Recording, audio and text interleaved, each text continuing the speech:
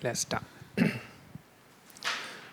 Namo tassa bhagavato arahato samma sambuddhassa. Namo tassa bhagavato arahato samma sambuddhassa. Namo tassa bhagavato arahato samma sambuddhassa. Good evening, everyone.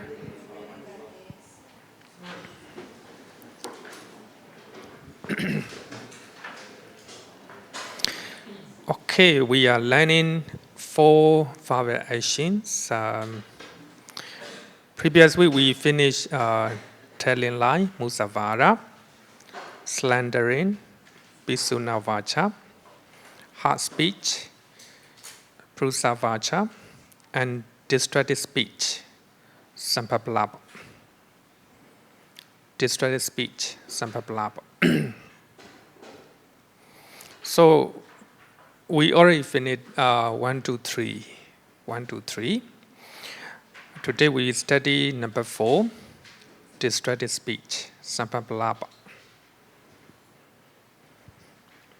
Bhikkhu Bodhi, he translates idle chatter. Idle chatter, right? Idle chatter or frivolous talk. Later I will talk about why I choose distracted speech, why I translate distracted speech. Because this is a literal meaning of this one. Actually, number 4 is number 4 actually cover everything.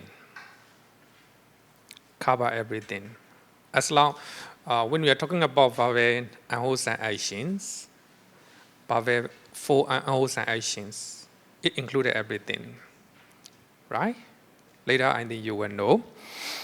So, he utters distracted speeches, and the Buddha said he speaks at improper time. Improper time. That's very important, right? To choose proper time. If you do not have proper wisdom or understanding, you will not be able to decide whether it is the right time to talk or not the right time to talk. It's connected with wisdom or understanding. If somebody is talking in improper time, then that will be this one, distracted speech. It will destroy his or her well-being, right? Well-being. And speaks falsely. Actually, when you look at this one, right? Speaks falsely. Abuddhavadi is similarly telling a lie, telling a lie, speaks falsely. So, and speaks what is unbeneficent. What is unbeneficent? Natavadi. If you are talking something that is not beneficial for you, for the listener, then you are breaking this Sīla. Breaking this Sīla. And speaks contrary to the Dhamma and the discipline. Adhammavadi and Avinayavadi. So we can say that it is speaking in righteous way and disciplined way. The way you talk is not righteous. The way you talk and disciplined way. Without discipline, you are talking. Without ethic, you're talking. So when you look at this, you will understand everything included in this, samphappalāpa. So therefore, I translate literal meaning, I use literal translation, distracted speech. If you are using all these way of talking, then it will destroy your benefit, your well-being. So therefore, samphappalāpa just does not mean idle chatter or gossip. Sometimes we normally say gossip like that. Not just about that. It covers so many things, right? So many things. If you are talking in proper time, you are observing Sīla, You have a Sīla. If you are talking in proper time, you are breaking Sīla. Speak falsely, telling a lie. Speak what is unbeneficial, like a gossip, chit-chat, this and that, like that. If you do not control your mouth, then it will destroy your well-beings. People will not believe you, so your credibility will be reduced, right? So therefore, shouldn't talk what is unbeneficial. And also speaking contrary to the Dhamma. Here, Dhamma means righteous practice. Dhamma is not a teaching, not a teaching. Or not a natural phenomena. Actually, Dhamma, the word Dhamma can be defined in different ways. Here is righteous way. The way you talk must be righteous, and the way you talk must be with the ethic, ethical talk. So, Attamavadi and Avinyavadi. At improper time, he speaks such words as are worthless, unreasonable, rambling, unbeneficial. If you're talking in proper time, then it will be distorted speech. Normally, I give example of teaching. Then my class supposed to stop 9 o'clock. And without stopping, I'm continue to talk until 10 o'clock. Actually, the way, I'm in teaching, profound teachings and beneficial teachings of the Buddha, right? But if I am using over time, without telling you maybe, then I want to finish this topic, then I'm continue to talk until 10 o'clock. Then next week, many people were lost. Many people will not come, this Bande do not know the timing, It is distracted speech, right? Distracted speech. It destroys the speaker as well as the listeners. So, talking in proper time is also very important. And worthless, unreasonable, rambling. Maybe some people may be talking long hour like that, right? Without looking at the listener, without looking at the time of the listener, right? So therefore, the less fervent and wholesome actions cover everything. So musavara is just telling a lie, and harsh speech, unpleasant speech, right? And also slandering, divisive speeches. But the last one, it cover more. So here we should take note that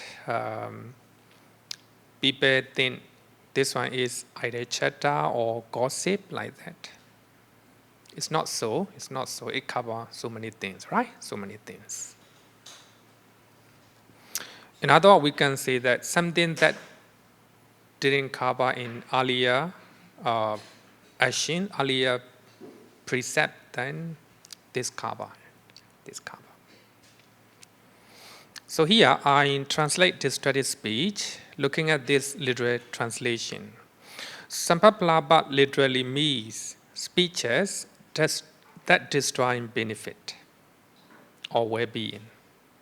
Sampha means destroying benefit or well-being, welfares. Palāpa means talking.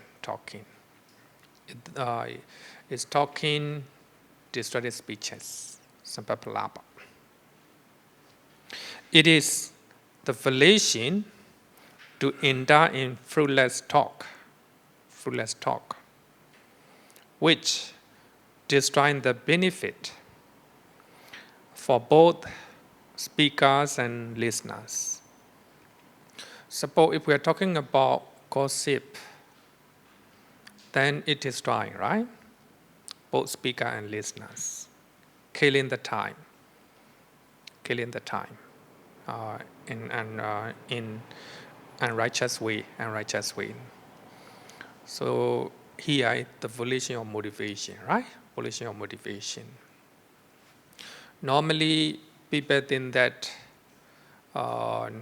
talking with the lobha, talking with the dosa is not good. But they forget talking with moha, right? Moha is delusion, opposite of wisdom or understanding. Even though you don't have a lobha in your mind, even though you don't have a dosa in your mind, if you do not know the right time, and the right person, it destroys your benefit. Suppose if we are talking about our secret to the one who is talkative, then our secrets, especially bad information, will spread, right? So it destroys our benefit. So like that. So normally, of course, we all like to talk gossip, right? Gossip. And also, we would like to talk about our good things, We would like to talk about bad things of other people. Good things about ourselves. That's a human nature, right? Human nature. How smart you are, how knowledgeable you are, like that, right? How beautiful you are. So in Pali we call it Attokansana and Paravambana. Attokansana means praising yourself too much, praising yourself without any necessary. And Paravambana means denouncing or belittling other people, That's human nature, right? When we are talking, we trying to praise ourselves. If we are not mindful, then if we are talking about good things about ourselves, people will frown at you. They maybe listen to you, but they are not interested. Normally, human mind, we interest ourselves. If somebody is talking about himself or herself, we are not interested, right? So therefore, motivation, motivation or volition in our mind to talk such things. Without necessary, then we shouldn't talk. We shouldn't praise ourselves like that. So there are two factors to complete a full course of distracted speech. So here we have two labels. If we have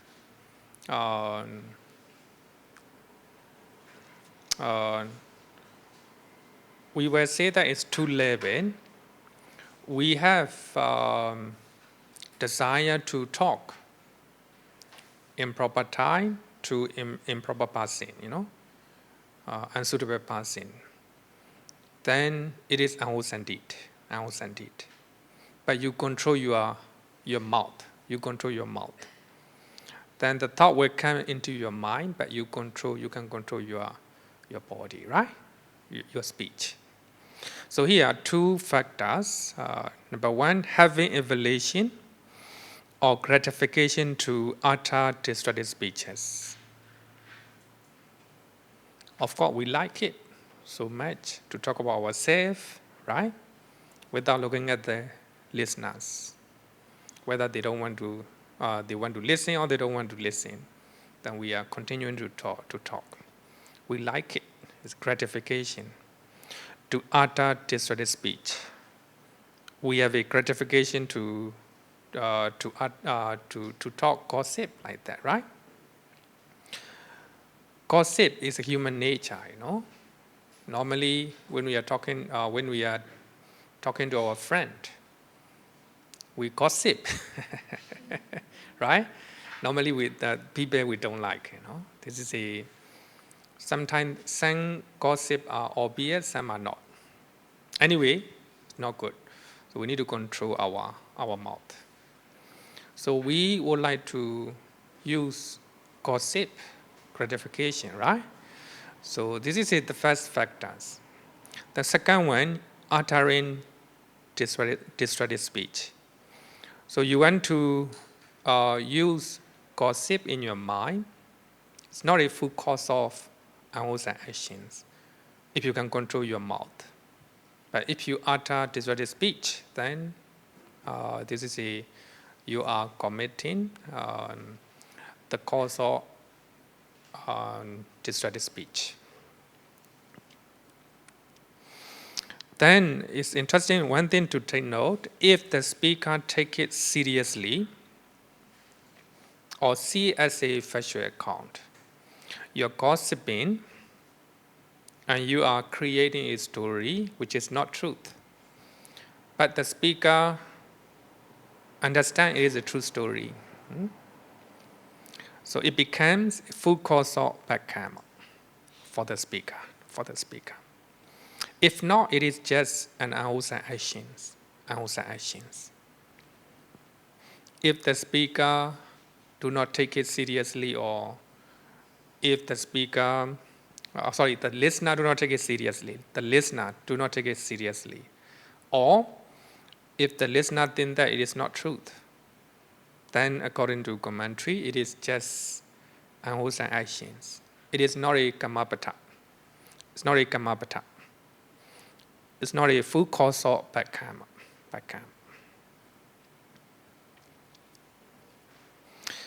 Then this is a committing destructive speech. Then abstinence from destructive speech. Then we will study together. Having abandoned uttering destructive speeches, he abstained from uttering destructive speeches. He speaks at a proper time. If you are talking in proper time, so you are practicing Sīla, you are developing your Sīla, morality, moral conduct. It's not easy, right? It's not easy. You must know the right time. Speak truth. Speaks what is beneficial. Here, we must know that it is beneficial for the listeners, right? For the listeners. Speak on the Dhamma and discipline. So you're trying to speak righteous and disciplined way.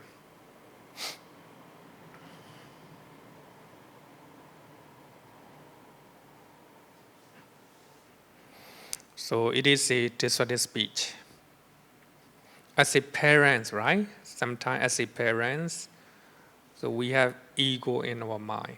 Oh, you must listen. You must listen to me. I am mother, father, etc., right?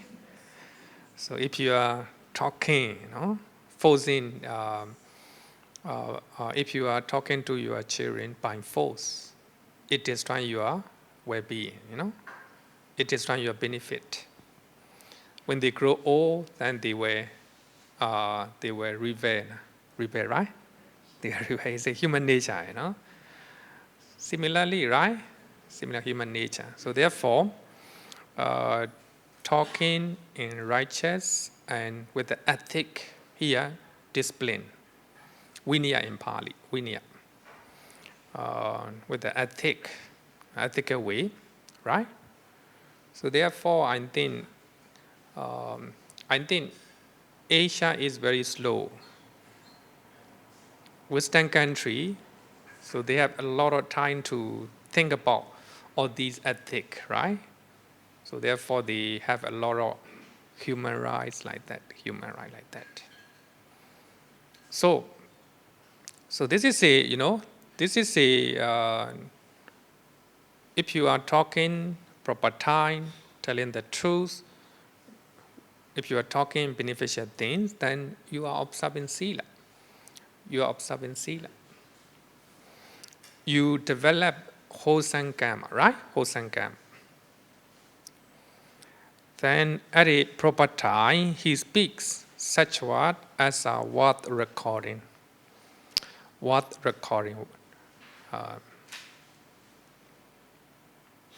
Reasonable, succinct, and beneficial. Sometimes what we are talking is beneficial, but must be right time. So here you can see that, right? The Buddha emphasized importance of the right timing. It is understanding, right? It is understanding wisdom. So in our next sutta, we will talk about importance of right timing. Okay, this is a distracted speech. It covers so many things. So when you read the suttas, I think you know how to practice, right? How to practice in our daily life. Okay, any question up to now?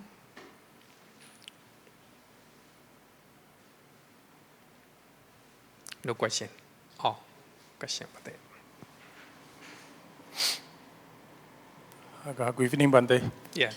My question is, if what we want to speak out is the truth, but comes to whether it is beneficial or not, is probably sometimes in a group of people, it may be beneficial to one part, but not beneficial from the other part. So if in that situations, are we supposed to speak out on what basis, or something like that? It's a good question. Actually, last week also you make a very similar question, I think. Yeah, of course.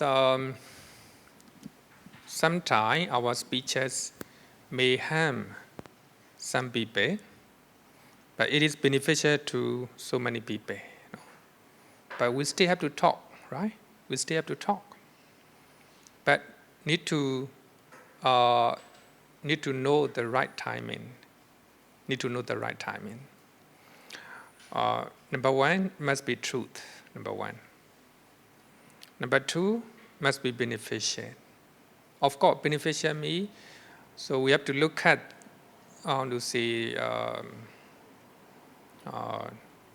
we cannot say majority of the people. Suppose Singapore, many Chinese population, right?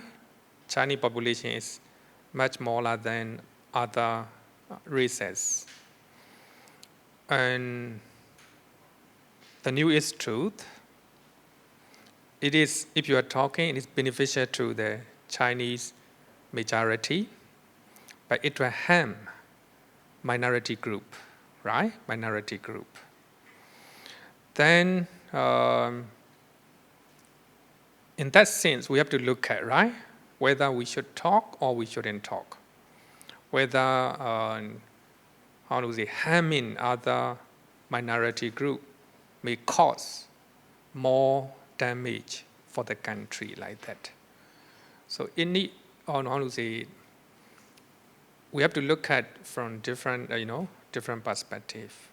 Of course, here, suppose students, if I say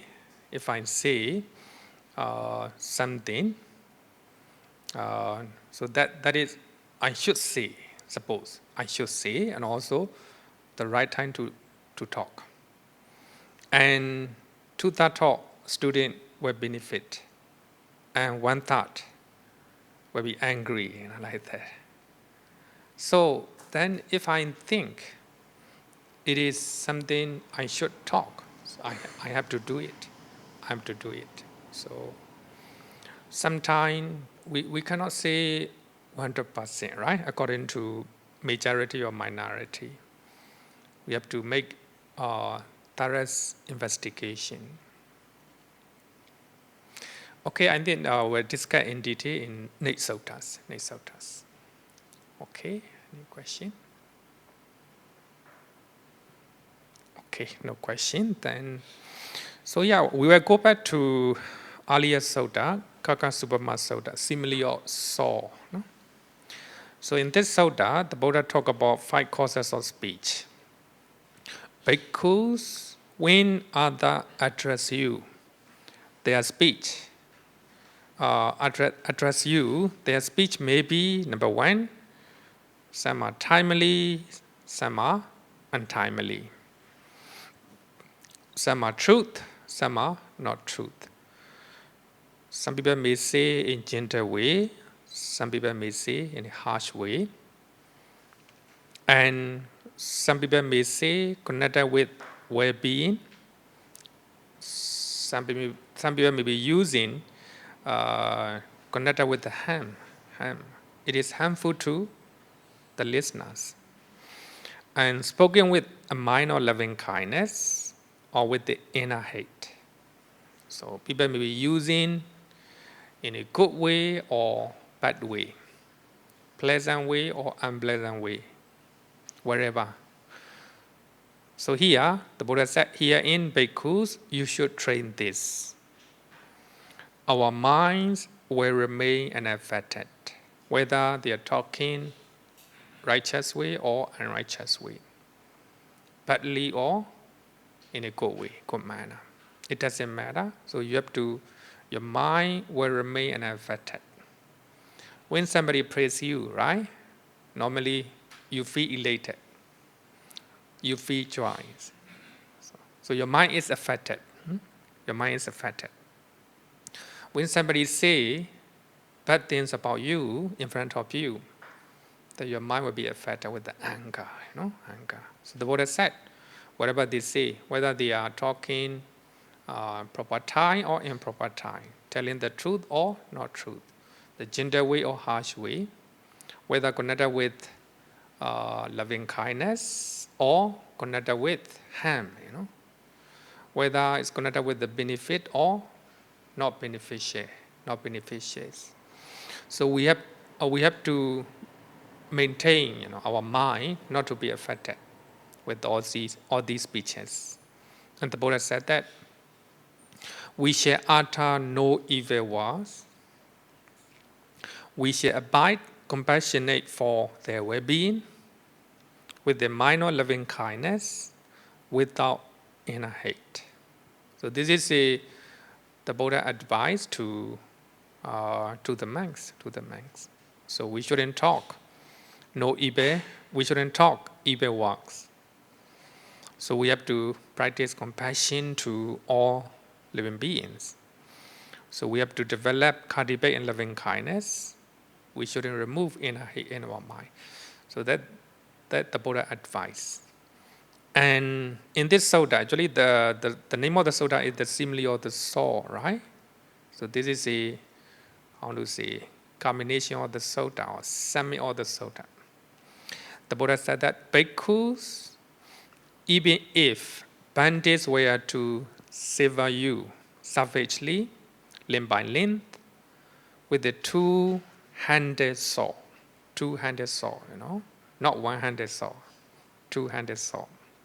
So they are sever your body, limb by limb. He who gives rise to a minor hate toward those bandits will not be carrying out my teaching. Maybe this is for Arahant. This is for Arahant and Nuratana, maybe two individuals. Of course, as a Buddhojana, ordinary person, if you can practice patience, you don't have any inner hate or hatred, then you are practicing teachings of the Buddha. Not easy, of course. The Buddha just want to highlight higher standard. The Buddha give high standard. So if you have irritation in your mind, then you are not practicing teachings of the Buddha. So this is I hope that you still remember the story of this sutta, right? Venerable Phaguna was associating with the bhikkhuni overmuch. Then when the monks are talking about those bhikkhuni, he feels angry, And bhikkhuni also, when they hear bad things about Venerable Phaguna, they feel angry. And the Buddha talk about this one.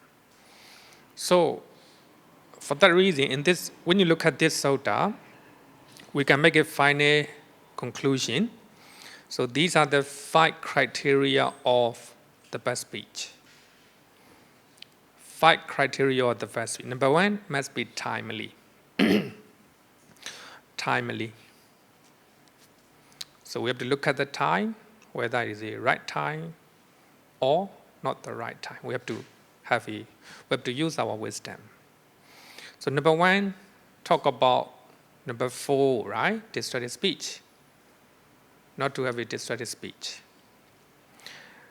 And number 2 must be truth. Must be truth. Number 3 must be gentle speech. Number 4 must be connected with well-being of both speaker and the listeners. And number 5 must be spoken with a mind of loving kindness. So we have to look at your mind, right? Whether you're loving kindness, whether you're talking hatred, like that. Must be loving kindness. So these are the 5 criteria of the best speech. The best speech, right? Here, the best speech is very important. So there may be some other speeches which are not the best. So later we'll learn in next suttas.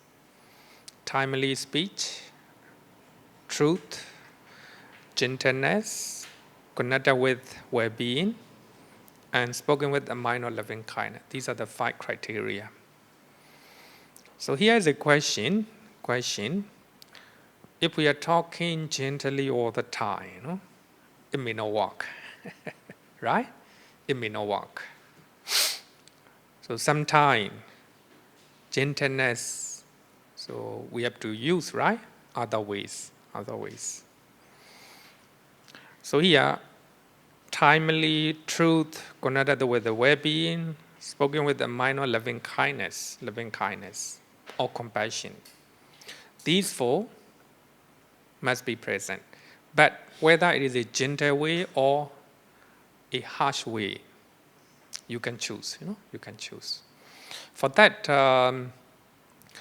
it is good to study Abhayarājakumāra Sutta, Majjhima Nikāya, Sutta number 58. So in this Sutta, the Buddha talk about 6 types of speech. 6 types of speech. So the Tathagata utters only 2 types out of 6. Only 2 types. So here's one thing to take note.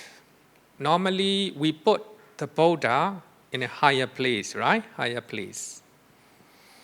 We don't think that we cannot practice like the Buddha. No in such a way. So when you look at the 9 qualities of the Buddha, these are the qualities you can follow, you can practice. You can be like a Buddha, right? You can be like a Buddha all the time. If you can, of course, not easy. At least sometimes you can practice like the Buddha or like an Arahant for some time. So that means there will be the moment that you don't have lobha, dosa, moha. At that particular time, you are like an Arahant. You are like the Buddha. No? So the first quality of the Buddha is Arahant, right? The Buddha do not have defilement in his mind. Defilements here means lobha, dosa, moha. So, and the Buddha do not do any wrongdoings, any evil deed, even in a secret place. If you are not doing any wrongdoings, any evil deed, even in secret place, you are like the Buddha, right? You're following the first virtues of the Buddha. Like the second one is Vajracharana Sampanno, right? Sammasambuddha, Arahant Sammasambuddha. Second one is Vajracharana Sampanno. So you have, how to say, the knowledge as well as the practice. You know, if you are practicing the teachings of the Buddha, if you really practice, if you put into practice, you know teachings of the Buddha, that's Vajra. Then you practice Charana. Normally, we are talking, we know, but we are not practicing, right? Normally. But the Buddha, he knows as well as he practices. So if you are practicing like a Buddha, Vajracharana Sampanno, and you know, then you put into practice. You are like the Buddha. You are trying to emulate the Buddha, copying the Buddha. For that reason, Mahayana, they say Buddha Bija, right? Buddha Bija, the seat of the Buddha. You have potential to practice like the Buddha and like an Arahant. Here also, what I want to highlight here is, the Buddha talk about 6 types of speech. Among them, the Buddha used only two types. And you also follow the footsteps of the Buddha. You can trying to practice two. Two. So that is the number 3 to number 6. Number 3 and number 6. Number 3 and number 6. So the first one is untruth, unbeneficial, and unpleasant to others. Wow, 3 things. Not good. Things that you say, not truth. And it's not beneficial to the listeners, and also unpleasant to the listeners. Sometimes we create some story, right? Talk to the people. The intention is with the inner hate, We want them to feel unhappy, and we want to create happiness for them. So it's not truth, unbeneficial, and unpleasant to others. Like a slandering, right? Slandering. So you use untruth information, that your intention is to divide two people or two group, and 2 temples, 2 country, etc., right? Etc. And also, it is unbeneficial to the listeners. And the listener also will not like it, unpleasant to the listeners. So such what the Buddha avoid. We should also avoid it. Number 2, it is truth, but not beneficial and unpleasant to the listeners. Then you talk to ugly people. Oh, you are ugly. It is truth. Right? It is truth, but not beneficial to the listener. Also not beneficial to you also. And also unpleasant to listen. Right? So such what you shouldn't talk. Some people say that you are getting fat. Right? People do not like, right? It is truth, right? Not beneficial. And also, the listener also do not like it, like that. Today, I think Pali College exam result come out, right? Then some people SMS me, they passed their exam. I say congratulations. Because they want to thanks to me because they learn under my classes. Then suppose a student who fail in the exam, you do not see her name or his name in the result. Then you met him in the temple. Oh, I didn't see you say loudly. Oh, I didn't see your name. It is truth, right? It is truth. Not beneficial, right? Not beneficial. And also, the student also do not like, right? Because he will be embarrassed, he or she will be embarrassed. So we have to control such one, right? It is truth, but not beneficial for you, for the student as well. And also unpleasant to the students. So we should try to avoid such a one. So here I think you can see that three things, right? Three things. Then number 3, the Buddha talk, it is truth, beneficial, but unpleasant to the listeners, unpleasant to the others. But even though it is truth and beneficial, the Buddha knows the timing. Timing is very important, right? Timely talk.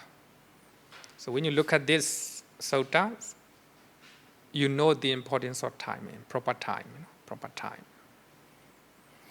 Truth, beneficial, but unpleasant to others. I hope that many of you have already read the suttas. Normally, I will not cover everything. I just want to use only some information which are relevant to our topic. So, in this sutta, Prince Abhaya. Prince Abhaya is a disciple of Mahavira, the founder of Jainism. And Mahavira taught to Prince Abhaya. And Prince Abhaya, you should go and refuse with the Gautama Buddha. Debate with the Gautama Buddha. If you can debate to him, so you will be famous. Or Prince Abhaya can make a debate with the Gautama Buddha. Then he teach how to make a debate.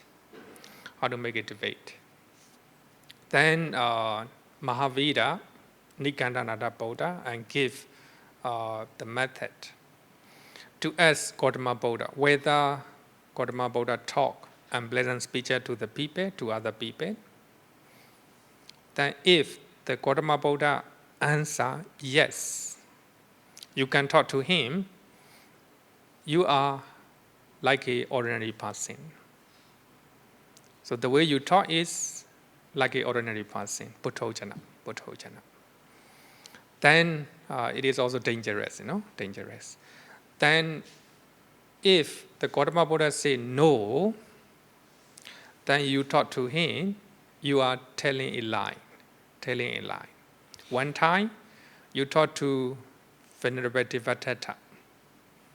You are the one you will suffer in hell for eons, for many, many eons. And because of that, Venerable Devadatta became very angry. So that means, if the Buddha say he never used unpleasant speech to others, that means he is telling a lie. One time, the Buddha taught to Venerable Devadatta, you are destined to hell, woeful plains. You will suffer for several eons, many eons. So he said it is a two-home question, You cannot say yes or no. You cannot say yes or no. If you say yes or no, it's dangerous. Then he even said that if somebody swallow the iron spike,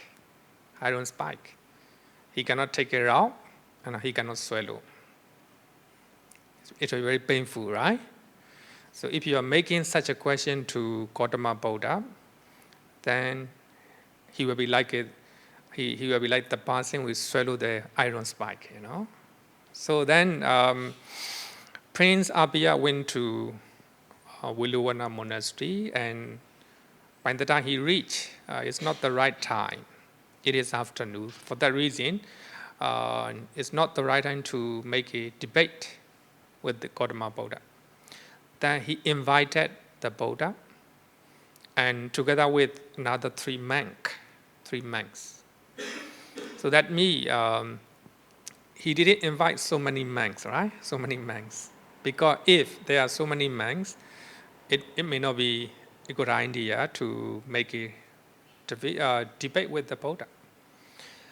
Then the next day, the Buddha came to his house, and Prince Abhaya asked similar question, the same question. Gautama Buddha, do you talk to other people in unpleasant way, unpleasant speeches? And the Buddha replied, I cannot answer you in a right, I cannot give you exact answer. I cannot give you an exact answer. I cannot say yes or no. Ekansa Bhyakaraniya. Some of the questions can say yes or no. The Buddha said, in your question, I cannot say yes or no. Then Prince Abhaya became, impressed. The Prince Abhaya impressed to the Buddha. The Buddha answered. The Buddha didn't say yes or no, but he just said, I cannot say exactly. So I need to ask you the question, ask you the question. Then, and the Buddha, by that time, a baby is sleeping on the lap of Prince Abhaya, young baby, sleeping. And the Buddha gave I will ask question. Suppose the baby swallow a stick or a pebble, a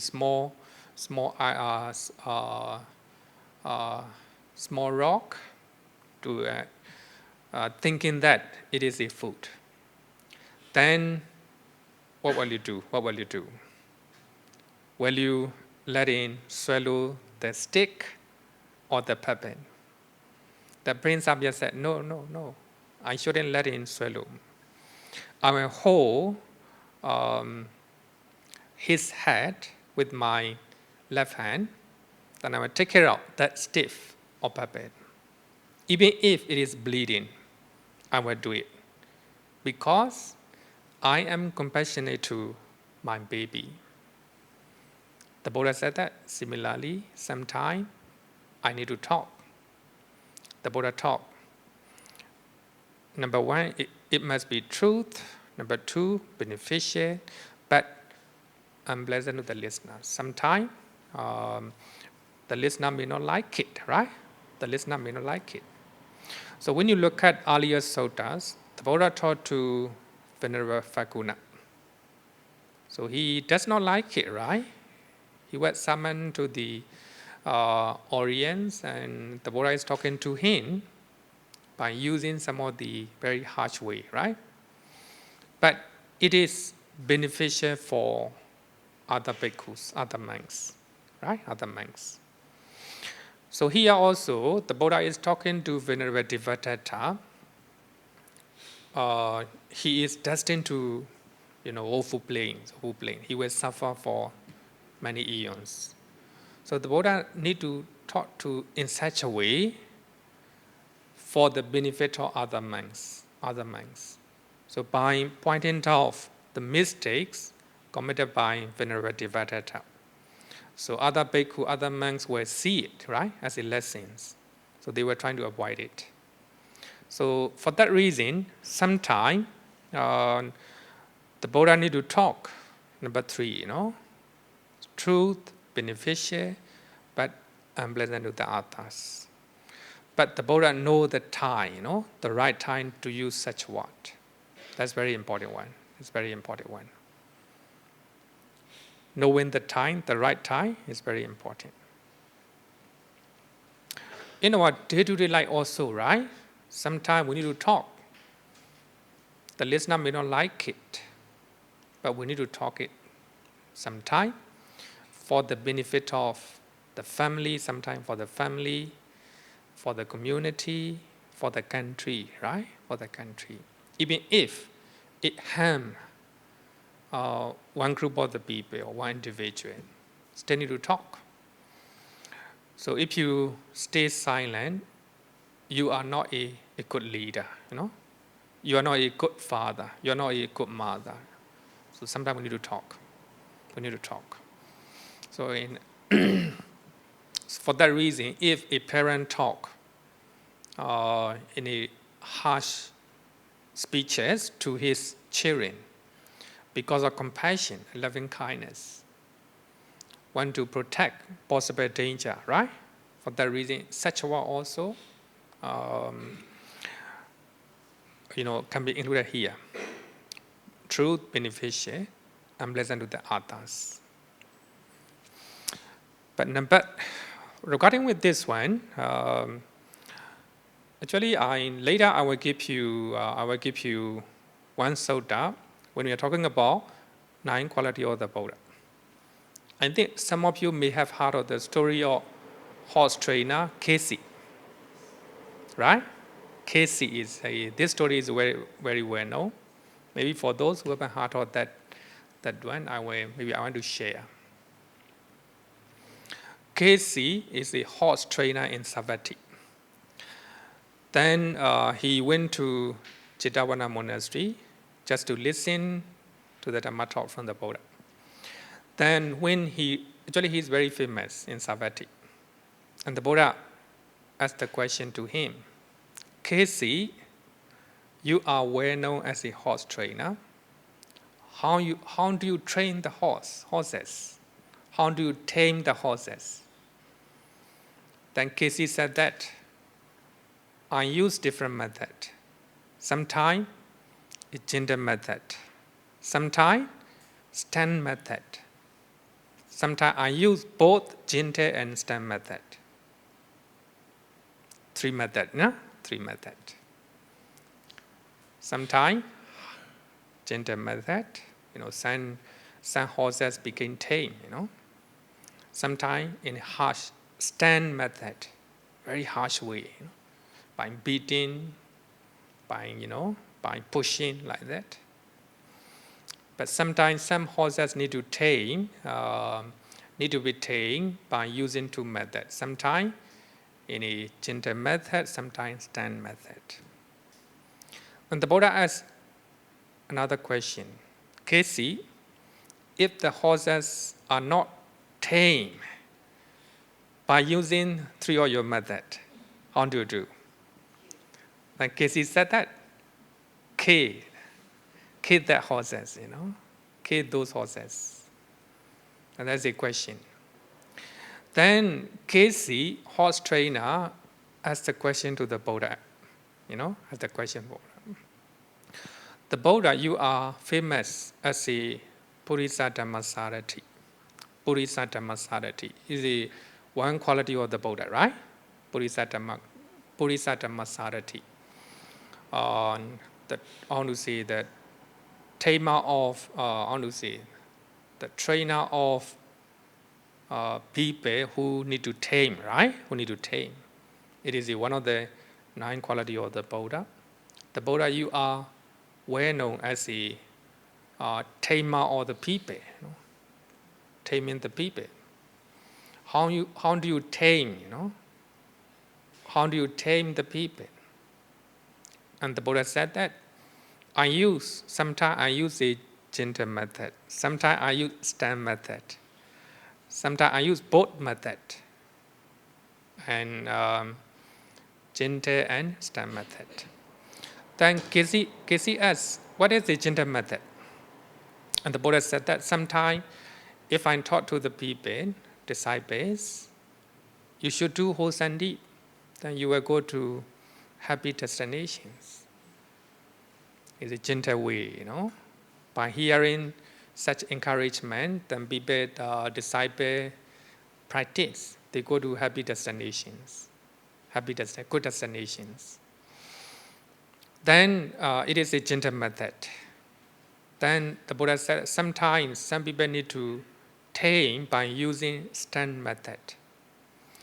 These are the unwholesome actions. If you commit those unwholesome actions, you will go to 4 awful destinations, unhappy destinations. This is stern method, Then sometimes the Buddha used 2 methods. Sometimes do good deed, you will go to heaven, good places. Trying to avoid unwholesome actions, unwholesome evil actions. If you do not avoid evil actions, then you will go to awful destinations. This is a both gentle and stern method. Then KCS, one more question. Bande, if the people are not tame, with the 3 type of method, what do you do? The Buddha said, kill them. The Buddha said, I kill them, I kill them. So KC became surprised, wonder. So actually, Bande, the Buddha, you are not supposed to kill living being, right? The Buddha said, yes. But if somebody do not listen to my instructions, if somebody do not practice what I have said, I ignore that person. So that person, the one who shouldn't talk, ignore. In other words, the Buddha practiced equanimity. Equanimity. It is killing that person, ignoring that person, or acknowledging this person is not somebody to talk. It's a type of killing, A type of killing. Similarly, if you are regarded as somebody who cannot talk, it's a kind of killing, right? Kind of killing. So when you look at the Kesi Sutta, we can understand this one, right? Truth beneficial, but unpleasant to the others. So for that reason, Kesi Sutta is one of the famous sutta in, especially regarding with the, dealing with each other, dealing with Buddhist,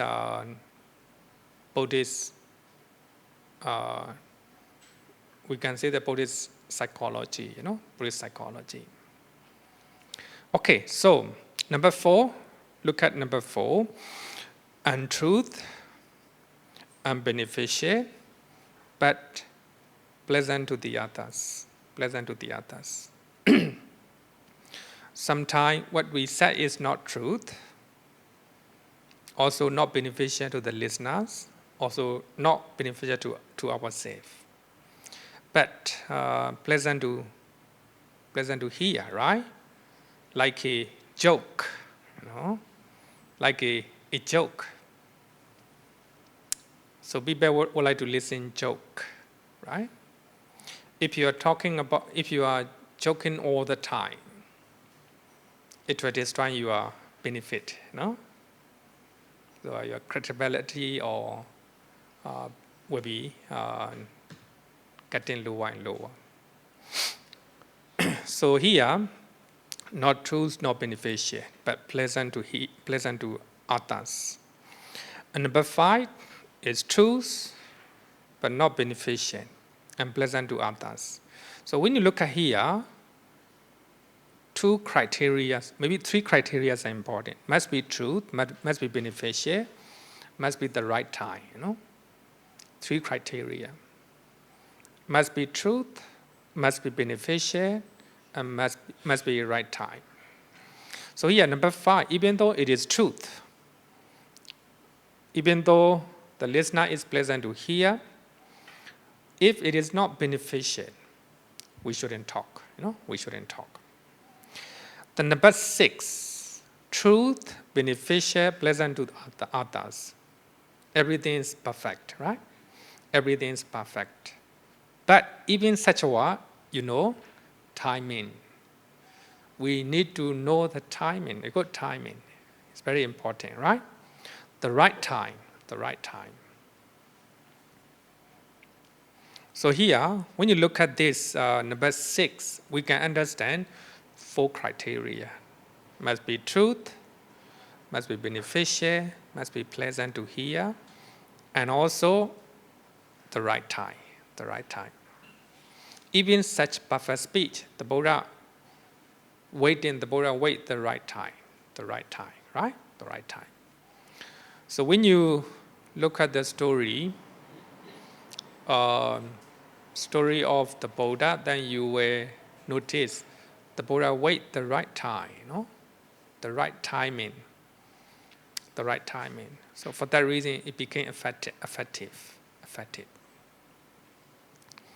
You can look at Venerable Vakali, right?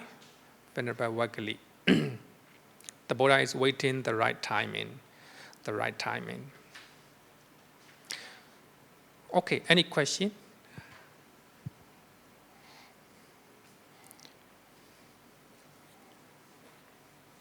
Okay, if no question, then we'll study a white line, because I think one way or another people are asking this question. Whether it is a white line, etc. So here, when we talk about white line, it's not truth, right? It's not truth. Definitely the Buddha will not say. And it is, even though it is not truth, it is beneficial, pleasant to hear, right? Pleasant to hear. So in our life, we have a lot of occasion, right? We are using white line. Somebody already died, but you are telling them, your mother is waiting for you, right? If you are telling he is still alive, then it will be a white line. So there are a lot, right? Somebody, normally in social media, people always say, oh, you are beautiful. You are handsome.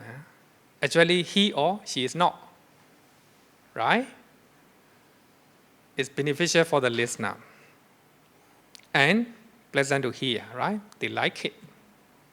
But it's not truth. So what to tell? What will be the method to avoid a white lie? So the Buddha used the word skillfulness in teaching or speaking, Abhayarājakumāra. In other words, the most well-known term is Abhayarājakumāra. In Mahayana, they use the word Abhayarājakumāra. It's very, very common. When you're teaching Mahayana, when you're learning Mahayana teachings, one discourses another one different, right? So much different. Then sometimes the Buddha may say black, but this place the Buddha say white. Totally contradict, right? But it's not. The Buddha used Abhayarājakumāra, skillfulness in teaching. So here, in this case, we can use our, skillfulness in speaking. Maybe your friend may not be handsome or beautiful, but you can say, you are lovely. You are smart, right? That's the way to use. It's not a word twist, You are trying to practice skillfulness in talking. So even though some are not handsome, they are lovely. They are smart, right? They are smart. So there are many other ways to praise such people. You are not using the word beautiful or handsome, right? If you are talking ugly people as a beautiful, that's a telling a lie. Telling a lie. Instead, we need to use skillfulness in in teaching. Suppose you inform your sister who is living in United States. So your mother already passed away, but you don't want her know this information. But you can use skillfulness in speaking, right? Speaking. Your mother is waiting for you. Your mother is waiting for you. So that means you're not telling a lie, right? You're not telling a lie. Your mother maybe as a preparing for the wake, right? Or maybe already cremated and put it into the what is it, tablet, right? When do the yeah. So that means your mother is waiting for you doesn't mean it's telling a lie, right? Skillfulness. But the listener know that her mother is waiting for her. You know, he think that her mother is still alive. But whether she think or not doesn't matter, you know. Doesn't matter. You use skillfulness. Like that, there are so many ways, right? So many ways to talk about skillfulness. Suppose somebody want to borrow money from you. But if you say, I don't have any money, telling a lie. But you need to use skillfulness. So sorry, my friend, I have urgent case to use, you know, emergency usage, you know. I need to use emergency case like that. So you need to use skillfulness. Of course, your mind must think about important cases, you know. It's not telling a lie, no? Telling a lie. You're turning down their you know, their speeches. So that means to avoid white lie, if you want to, if you are not skillful, other people will know it. Sometimes, if you are not skillful, then other people, the listener will understand, you know, oh, this person is telling a lie, you know. Must be clever. And the Buddha also used, for that reason, you know, when you are reading the suttas, you may think that one sutta and another sutta are different, contradict each other. No, in that way. One sutta is perfect in its own. The Buddha just used skillfulness in teaching. So for that reason, in one of the sutta in Majjhima Nikaya, it is a sutta number 59, you know. After Abhayarājakumāra sutta, 59. Abhayarājakumāra is 58, you know, 58.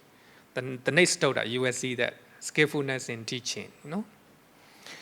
Then one carpenter and Venerable Udayi, they are making argument, you know. Then carpenter came to the monastery, asked the question to Venerable Udayi. Bhante, how many feelings the Buddha taught? Venerable Udayi answered, 3 types of feeling.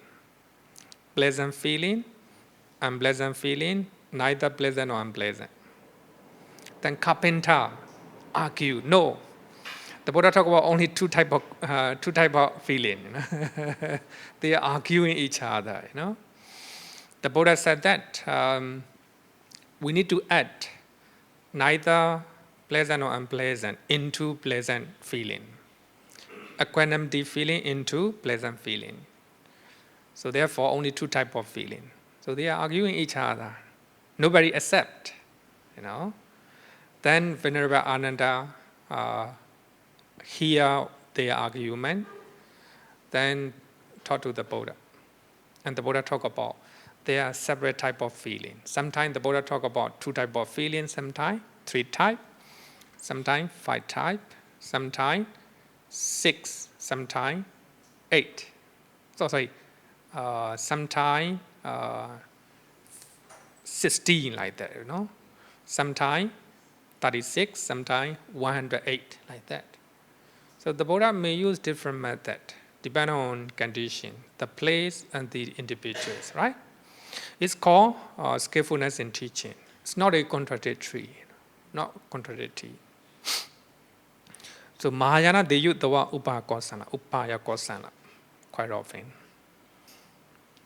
So for that, when we talk about white line, so how we can overcome white line by using skillfulness in teaching or skillfulness in talking. So I want to quote 2 stories. Story of Yasa and his father. Story of Yasa and his father. As you all know that the Buddha talked about the first sermon in Varanasi, right? Banaras. In the Deer Park, Isipatana. So a group of 5 monks, they became Sotapanna. Then after that, the Buddha talked about Anatta Lakkhana Sutta, the discourses on non-self. Then after listening Anatta Lakkhana Sutta, the Buddha, a group of 5 monks, they became arahant. So the Buddha blessed 5 arahant, altogether 6, right? So by that time, the Yasa came to Deer Park, where the Buddha is residing there, and the Buddha give instruction to him, and Yasa became Sotapanna. Yasa became Sotapanna. Then actually he came out from his house at night time. Early morning he reached Deer Park, Isipatana. Then his parent, he's the son of a rich man, very rich. He have 3 mansions, one for rainy season, one for hot season, one for cold season. He will never came down from the mansion, stay enjoying sensual pleasures all the time. But on that particular night, he saw his attendants, ladies, so they are sleeping in disgusting manner. So after seeing that, he became, disappointed, and also he went to see, how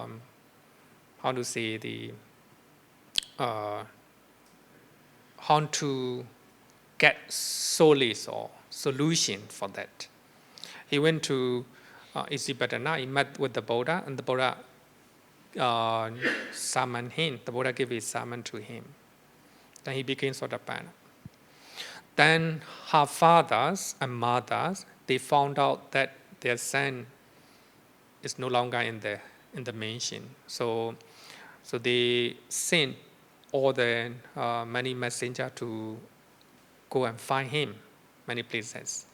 But the rich man, his father, himself went to Isipatana. And looking at the footstep of his son, he reached to Isipatana. And the Buddha, so by that time, Yasa already listened to the Buddha sermon, and he became Sotapanna, right? Sotapanna. Then he is trying to recollecting, investigating what he have learned. So if Yasa saw his father, then that contemplation or investigation of the Dhamma will be interrupted. So for that reason, the Buddha performed a miracle in such a way that Yasa does not see his father do not see him. Then his father came, approached to the Buddha. By the time, Yasa is sitting nearby, but the rich man do not see his son because of the supernatural power. Then he asks, how to say the recluse, can you see, do you see my son Yasa here? Then this is what the Buddha said, he used skillfulness in speaking. If he say yes, if the Buddha say yes, then the mind of the father will be excited and will demand, to tell where is his father. If the Buddha say no, that means telling a lie, right? Telling a lie. The Buddha need to use upakosana, skillfulness in teaching. The Buddha said, where Hasura, sit down. Where Hasura, sit down. If you sit down here, you might see your son. The Buddha used the skillfulness in talking, Sit down. If you sit down here, you might see your son. So actually the mind of Hasura, come down. Wow, he said, if I sit down here, I may see my son. Then the Buddha, summoned the Dhamma to his father. Then by that time, the Yasa also, by that time Yasa is sitting nearby and contemplating what he have learned, It's really Four Noble Truths. Trying to investigate and also trying to practice vipassana by the time. So the Buddha taught to his father, and his father also became Sotapanna. Then Yasa, after contemplating the Dhamma, what he have learned, and he became an arahant. Now Yasa became an arahant. The Buddha knows that Yasa will not return to live life. He already became an arahant. So therefore the Buddha trying to withdraw his supernatural power. Now, Yasa father and Yasa, they see each other. So when you look at here, the Buddha used skillfulness in talking or teaching. The way the Buddha taught is not really telling a lie, or also trying to calm down it. So he trying to calm down, Hasura, the father of Yasa.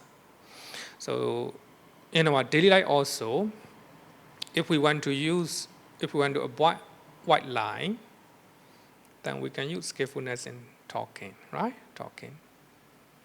The reason is, if we are telling a white lie again and again, it will destroy your benefit. It will destroy your benefit. That's very important, right? Suppose as a mother, you're trying to tell lie, you're trying to use a white lie to your children. But your husband will know it. You are telling a lie, right? And also, if you are telling a white lie to your husband, the children will know, right?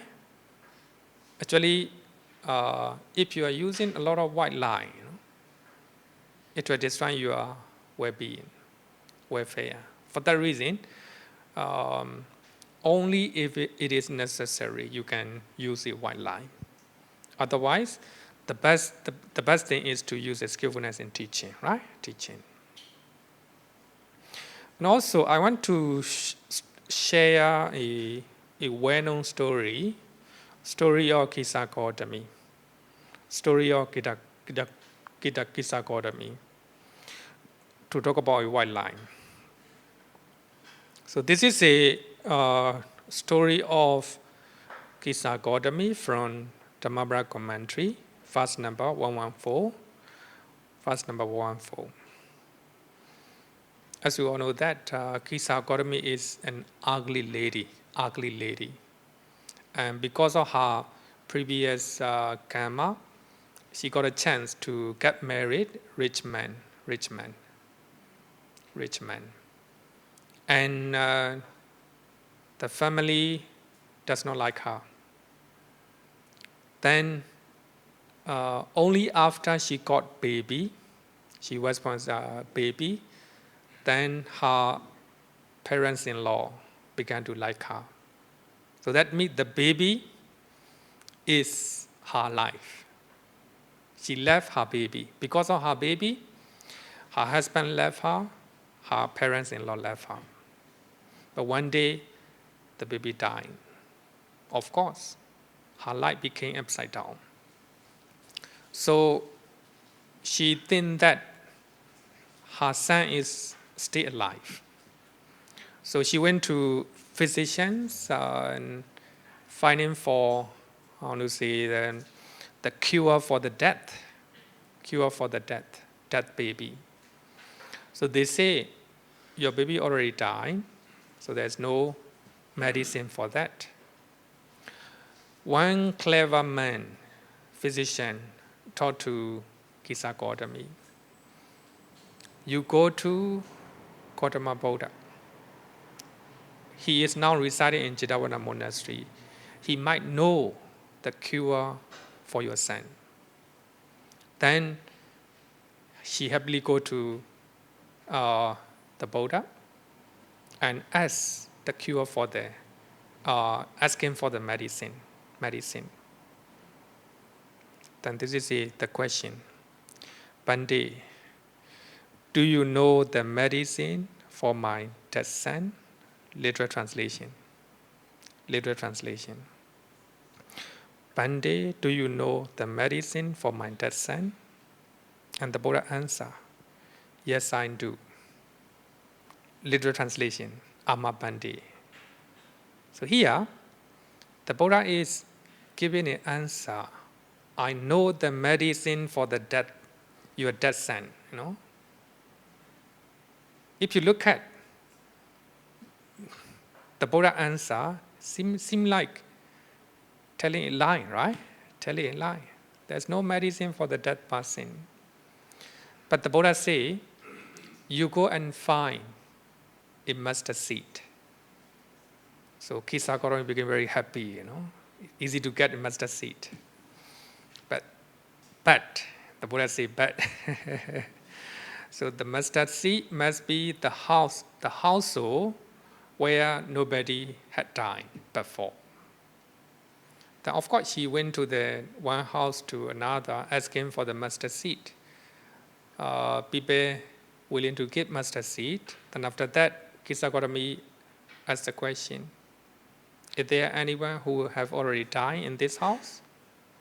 People say, yes, my father passed away 1 year ago. My mother passed away 10 years ago. My sister passed away, and so and so. Then Kisa Gautami began to realize death is unavoidable. Everyone will face it, let alone my son.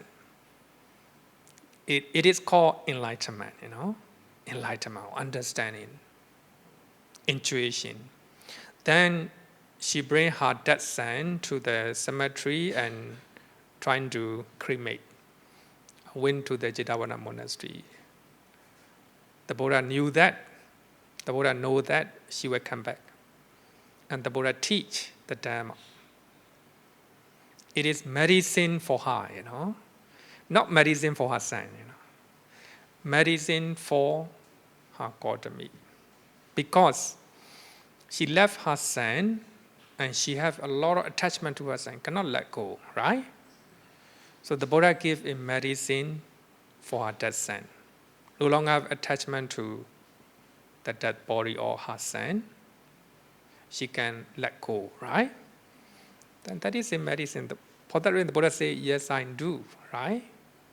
When you look at surface level, it seems like the Buddha is telling a lie. No, the Buddha is not telling a lie. The Buddha used skillfulness in teaching, right? Upakosana. So that is one way to avoid our white lie. Of course, white lie is not a very big, not a very big cause of bad karma. Of course, if you are using white lie again and again, it will destroy your benefit. People, you will lose trust all the other people, right? For that reason, so we should try to avoid white lie, even a white lie. So I hope that after learning all this one, all the answer that you have put will be answered. Because last week, I think one student or one or two students asked me whether our speeches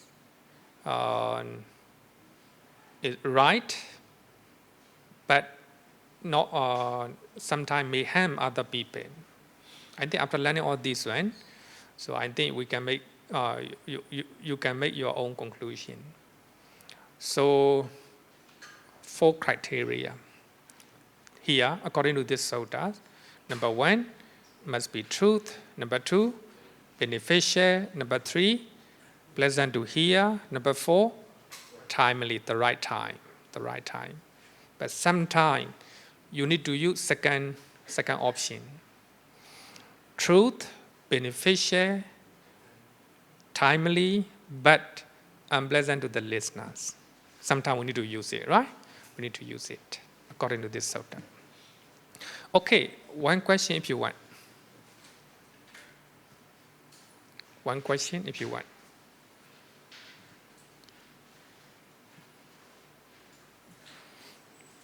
Okay, I think everyone thinks that it's not the right time to ask question. Okay, let's call it a day.